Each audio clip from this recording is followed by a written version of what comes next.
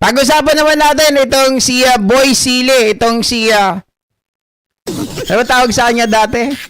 Mr. I Move. Mga kababayan, dapat na sigurong tanggalin sa Senado itong si Senator Robin Padilla. O mas maganda, tanggalin na lang ng buko ang Senado. Di ba? Mga kababayan, itong si Senator Robin Padilla ay nagbigay ng kanyang sariling pahayag hinggil po sa pagtatago nitong si Senator Bato. Mga kababayan, at ang kanyang pahayag ay ito. Ano daw po ang pinuputok ng butse, mga kababayan?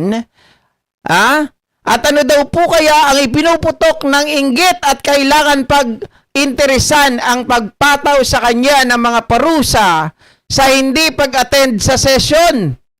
Mga kababayan, sabi pa ni Senator Robin Padilla ay he is a senator of the Filipino people, not a senator of a Senate building. Okay. Debunk natin mga ka-GPnatics itong mga payag ni Senator Robin Padilla. To complete the narrative, ito. Sabi niya ganon. Senator Robin Padilla came to the defense of Senator Ronald Bato de la Rosa amid criticism over his absence in the Senate, saying his office continues to function even he is away. Oy, so parehas na sila ng naratibo nitong si Senadora Amy, ha. According to Padilla, de la Rosa is not on a vacation and is just making sure his rights and safety are protected from potential harassment by foreign powers. Sabi niya, bakit po mainit kayo kay Senator Ronald Bato de la Rosa? Ano po kayo ang pinuputok? Ano po kaya ang pinuputok ng inggit at kailangan pag-interesan ang pagpataw sa kanya ng parusa sa hindi pag-attend sa session? He is a senator of the Filipino people, not a senator of the Senate building. Padilla is also pointed out that De La Rosa's office is running smoothly with the hardworking staff workers in constant communication with the senator. Ayun! Nagiget ko na, mga kababayan. Kaya pala, kumpleto ang pirma. Would you believe, mga ka-GPnatics, na si Senator Bato pumipirma ng mga legislative works nila? It seems like, or it appears to me, na yung kanyang mga kamag-anak ang nagpipirma nun. Diba? Electronically ang ginagamit, mga kababayan. Kompleto po ang staff niya, magagaling sa larangan ng opisina at pagkukumpuni ng mga panukalang batas. Kompleto ang komunikasyon nila dahil sa technology. Umaandar po ang opisina niya. Wow! Opisina ng kamag-anak. Company ng kamag-anak, Senator Robin. Mga kababayan, i-debunk natin to bago natin ipagpatuloy. Ganito lang yan mga kababayan. Tama ka naman. Si Senator Bato is, mga kababayan, siya ay senador ng, binoto siya ng mga Pilipino. Tama? Binoto siya ng mga Pilipino. Kaya nga nanalo eh. Huwag na natin pag-awayan kung nandaya o ano pa, basta nakapasok. Senador, mga kababayan, ano ba ang purpose mo kung bakit ka nagsenador? Di ba ang purpose mo gumawa ng mga bills? Tama? Hindi lang basta paggawa ng bills, mga kababayan. Your number, yung bilang ni Senator Bato bilang isang legislator ay kailangan. Dahil, mga kababayan, sa paggawa po ng bill, kailangan din ang pagboto. Kung wala si Senator Bato, paano maika-count? Paano po, mga kababayan, mabibilang yung kanyang boto? Halimbawa, may gustong ipas na batas at wala si Senator Bato, pwede bang ang bumoto para sa kanya ay yung kanyang staff? Siyempre hindi. My God, I hate Trump. Okay? Pangalawa, God. si Senator Bato ay binoto ng mga Pilipino, kaya nanalo. Mga kababayan, pero si Senator Bato, dahil binoto ng mga Pilipino, dapat Pilipino ang kanyang pinagsisilbihan. 'Di ba? Hindi dapat nagsisilbi si Senator Bato sa ilang tao lamang. At kung matapang si Senator Bato, mga ka-GP Natics, dapat hindi nagtatago. Kung walang kasalanan, dapat hindi nag-i-evade. My God, Sabi nga niya sa isang pahayag niya bakit si Trillanes umalis ng Pilipinas? Di ba? Flight is a sign of guilt. Sabi ng iba, bakit? Nakita mo ba na lumipad si Bato? Tangak. Natural. Hindi lilipad si Bato. Wala namang pakpak yan. Di ba? Ang tanong, mga kababayan, literal kasi kayo magtanong Si Bato, mga kababayan, ay nagtatago. Yun ang ibig sabihin noon. Di ba? Siya po ay, mga kababayan, hindi pumapasok sa kanyang opisina. Senator Robin, ano yung mga pinagsasabi mo? my God, I hate drugs. No?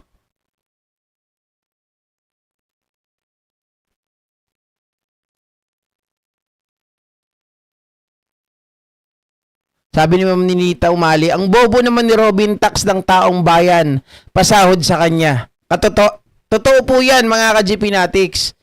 Tax ng taong bayan ang pinapasahod kay Senator Bato. Tapos ngayon, mga ka-GP Natics, hindi po niya nagagampanan ng tama yung kanyang dapat gampanan. Yung kanyang tungkulin na nakasalalay sa kanyang balikat. Sabi ni Senator Robin, fully function naman ang kanyang opisina. Magagaling ang kanyang mga staff. Sinabi ko na kanina, mga ka-GP Natics, ang iyong staff, okay? Ang iyong staff, hindi naman kayang gampanan ang tungkulin ng isang legislator. Bakit kanyo, mga kababayan? Si Senator Bato ay may hawak na mga komite. Vice chairman din siya, di ba? Sa makatuwid, mga kababayan, pag isang vice chairman may hawak ang komite, dapat mag-function ka sa komite na yon. 'Di ba? Paano mo magagampanan ba yon ng kanyang mga staff? Halimbawa may meeting, halimbawa may mga hearing, yung staff niya magtatanong? 'Di ba? Parang timang. Kaya nanalo si Bato at Bongo dahil sila ang dinala ng member ng INC. Malaki ang binayad sa pamunuan ng INC. Pero sa akin naman, hindi natin pinag-uusapan ngayon kung dinala sila ng INC. Para walang masyadong Ang pinopoint out natin dito, mga ka-GP Natics. Pero tama kayo, Sir, Ma'am Victoria Arevalo. Ang pinopoint out ko lang talaga dito, bakit ganito ang mga pananaw ng mga senador natin ngayon? Napakababa ng tingin nila, mga kababayan. At gusto nilang palabasin na hindi kailangan pumasok sa Senado nitong si Senator Bato. Hindi niya kailangan ng presensya dahil nagpa-function naman daw ang kanyang opisina kahit wala siya, mga ka-GP Natics. Pero ang tanong doon, 100% ba na tawag dito, nagagampanan ng mga staff ni Bato yung kakulangan niya? Dahil may mga bagay na hindi pwedeng gawin ng ibang tao, mga kababayan, maliban kay Senator Bato. Lalong-lalo na sa pagboto. GP, pwede naman niyang ipadala yung kanyang boto Ang pagkakaintindi ko pagdating po sa legislative works, kapag ikaw ay wala sa session, hindi ka pwedeng bumoto. Hindi mo pwedeng sasabihin sa'yo ng kamag-anak mo via chat, oy, nagbi-meeting kami dito. Ganito yung pinag-uusapan. Papa, ganito, tito. Ano ba ang Ano ba ang boto mo? Tapos sasabihin niya dun sa mga kasama nila na si Senator Bato po, in his behalf, ito po ang kanyang sinabi, ito ang kanyang boto. Tayo dyan, di ba? So, ibig sabihin, hindi ata naiintindihan talaga ni Senator Robin Padilla ang halaga, mga kababayan, ng isang senador. Palibasa kasi, physically present, mentally absent. 'Di ba? Anong silbi ng pagiging president mo nga? O hindi ka naman, wala ka rin namang ginagawa. Di parehas din kayo ni Bato. 'Di ba? Sabi nila Union, ang taong bayan ay may karapatang magtanong. Sila ang nagpapasweldo, hard-earned money 'yan. Totoo. 'Di ba? May karapatan tayong magtanong. Oh, wala naman pa silang napapatunayan. Wala naman pa lang yung sabi nila. Hindi naman pala totoo yung yung warrant of arrest. Bakit hindi magpakita? Hindi kasi pinoprotektahan lang niya yung sarili niya para ilayo sa makapangyarihang mga bansa. Kala ko ba noon sabi niyang ganun? Samahan pa siya ni Trillanes manghuli sa kanya. Samahan pa yun ni Trillanes yung ICC. Siya pa mismo ang magposas. Bakit ngayon nagtatago? Oh. Hindi naman, Sir Smokey. Hindi naman. Kasi allowed naman sa kanila ang electronic. 'Di ba? Allowed naman sa kanila. So kung may communication yung pamilya niya at si Bato, tapos ginagamit yung electronic with the command ni Senator Bato, wala naman sigurong problema yon. Kaya nga lang, mga kababayan, may mga bagay na hindi mo talaga pwedeng gawin kapag wala yung presensya mo. 'Di ba?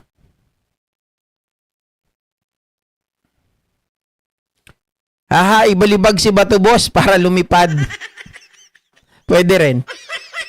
Naimbag ng Malem, kago, watching from Anchorage, Alaska. Thank you so much, Ma'am Ederlyn Malapanan. At itulad na rin sa mga ordinaryong trabahador, no work, no pay. Hi, mga demonyong senadors at congressman na yan, umay.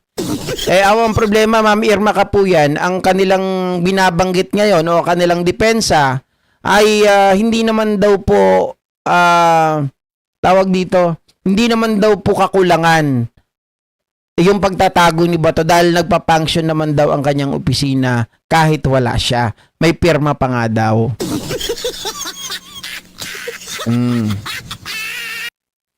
Kaya pala ang corruption dyan sa Senado, laganap kasi sila lang. Walang sumbungan. Yan ang totoo. 'Di ba?